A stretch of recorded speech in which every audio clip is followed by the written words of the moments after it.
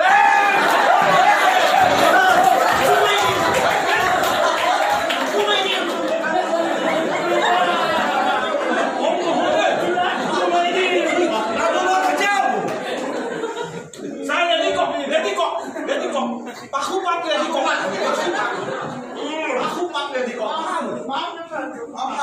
আমাৰ চাই পাকুপাত ৰেডি কৰিছে নহয় ভাল তিনটা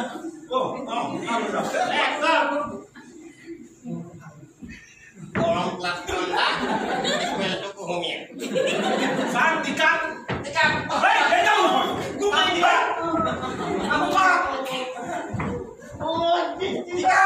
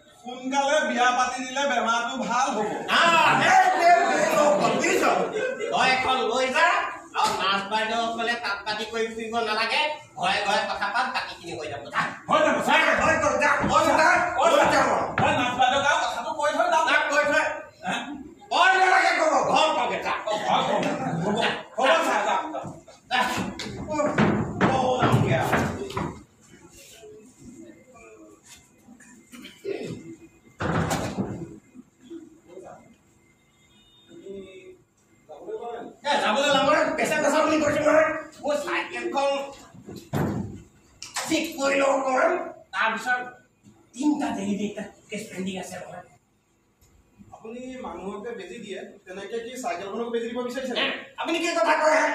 চাইকেলত বেছি দিব পাৰি নেকি? কিজনী দিয়ে আপুনি আকৌ ঠাট্টা কৰিবলৈ আহিছে। মই আপোনাক ঠাট্টা কৰা নাই আপুনি যে ইনজেকশ্যনৰ নামত ষ্টিল ৱাটাৰ আৰু দৰৱৰ নামত ৰঙা হালধীয়া পানীবিলাক যে বিকি অন্যায় কৰি আছে সেই কথা আমি গম নাপাওঁ বুলি ভাবিছিলোঁ নাই কৰা ক'ত অন্যায় কৰিছো মই যিখন হস্পিটেললৈ ডাক্তৰ নাহে দৰৱ নাহে তাত ৰাইজৰ চিকিৎসা কৰিবলৈ এই বিশ্বাসেই মূল ভেটি আপুনি বা ক'লে এই কথাষাৰ সুধিবলৈ মই এইখন হস্পিটেলৰ এতিয়া নতুনকৈ আহিছোঁ ডক্টৰ হয় নেকি ছাৰ ছাৰ বেয়া চেয়া নাপাব মোৰ উপায় নাই বুজিছে আপুনি এতিয়া যিমানখিনি কাম কৰি আছে সেইখিনি কাৰণে আমি অলপ দুখিত হৈছোঁ কিন্তু হ'লেও আপুনি ইমান ৰাইজখিনিক যে সহায় কৰিছে তাৰ বাবে মই ধন্যবাদো জনাইছোঁ